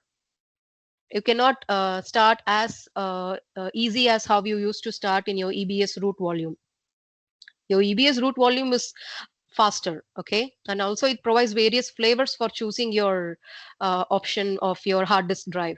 But here your instant store, as it is a raw disk, the writes that you're gonna be performing for reading your data, right, or you're writing your data is gonna be slow, a little bit slow initially, and later on they use something called amortizing to gradually write off the cost over lifetime so that your instance might be acceptable. So they have this technique. You can just dive deep into it and just analyze about it. Okay, so let's talk about the important thing which actually matters to us. So this you have to remember. So every time you are launching your instance through your instance store, and if you're accessing it through your EC2 Linux machine, then you have your SSH. First, you have to run the command lsblk, which is gonna be listing you the attached storage devices, and then you have to format the volumes. As it's a raw disk, you have to first format whatever. So there are chances that some issues might be there in your disk. So first format it using your command mkfs. You have to create your file system. So you have sudo mkfs-t. So this thing you have to again remember. You have to copy it from your storage tab under your instance and make a directory, attach your data to the directory. See, if you had already performed formatting many number of times in your Linux, just make sure that you are not giving the same name of your data or the file that you're going to be attaching in your mkdir. So this is gonna tell that it's already mounted. If you're attaching the same thing, it's gonna tell you it's already mounted. So this disk is already busy with some host or something. Okay. Then you have to mount the volume. So this is the command for it.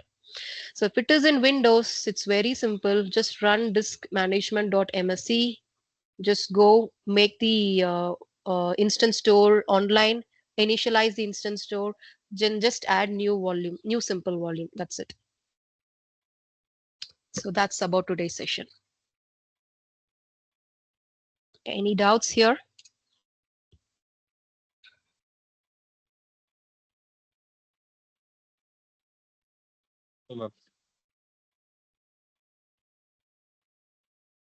It was a very depth seminar, I would tell, right? It's very hefty, so much concepts to go into, right? Yeah, yes. Yeah. Don't worry, I'll share you the PPTs so you can